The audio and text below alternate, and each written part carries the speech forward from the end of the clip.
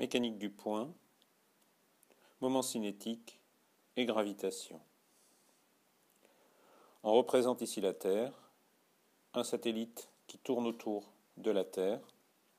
La Terre a une masse grand M, le satellite a une masse petit m.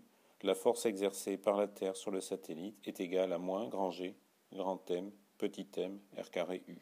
U est un vecteur unitaire qui pointe vers le satellite en partant de la Terre.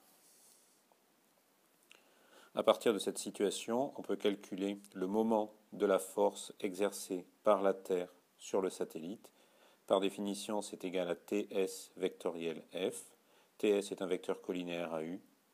F est un vecteur collinaire à U. Le moment de cette force est donc égal à 0. C'est la seule force dans le système. dl sur dt égale 0. Le vecteur L est une quantité conservée dans ce problème-là par théorème du moment cinétique. Le moment cinétique s'exprime en coordonnées polaires comme étant égal à m r carré θ point, vecteur k.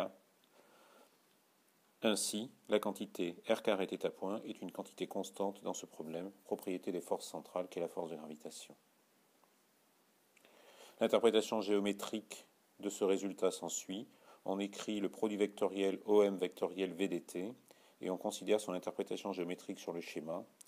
L'air en rouge est l'air balayé par le rayon vecteur et c'est essentiellement l'air du vecteur 1/2, c'est la norme du vecteur 1/2 de OM vectoriel VDT qui est donc égal à DAK, qui est donc aussi égal à R carré θ point dt k sur 2. Donc, l'air balayé par le rayon vecteur OM pendant un temps dt est égal à dA.